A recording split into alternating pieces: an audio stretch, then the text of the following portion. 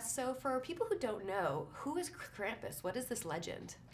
Krampus is, some people have called him the shadow of St. Nicholas, but he's sort of the dark enforcer of the holiday season. But where Santa Claus is meant to reward nice children, Krampus punishes the naughty ones. What can audiences expect? It's like part humor, part horror. Yeah, it's a funhouse ride. It's a very potent mix of scares and laughs, and it's a bit of a throwback to sort of 80s Amblin movies. But it's really meant to be a dark family fairy tale, in a sense. In a land where everything is computer generated, you had the actual creatures on set. Mm-hmm. Why was that so important to you? There's a charm to practical creatures and in-camera effects that, as far as digital effects have grown, and I love digital effects too, there's something about a real puppet and the reaction that you can get from your actors and the visceral slime quality. But really it's the hybrid approach that we used. And we leaned a little bit heavier on the practical creatures and the suits and the puppets and everything, but we still used computers to help things out.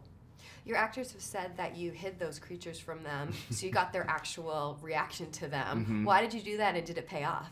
I wanted to get a really honest reaction on their faces when they saw it the first time. And so if they visited the Weta workshop, we had the creatures hidden and kept out of sight.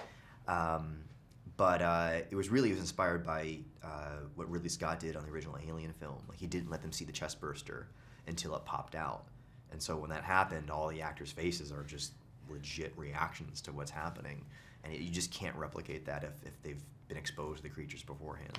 If you had to sum up the storyline of this movie, what is it? It is about a family that is trying to survive Christmas. As all families do. Literally, right, yes. What is it about this story that made you want to dig in and make a movie about it? I just love the myth.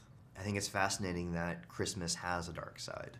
I always felt like Christmas was hiding something, that it was sort of lying to us by insisting that it has to be bright and cheery and wholesome the whole time, and it didn't make sense. So, of course, as a kid, I spent, a few hours in an encyclopedia researching it, and it turns out Christmas is actually a very dark, strange, and mysterious holiday that we're trying to dress up and sugarcoat, but I don't think that's what it was meant to be.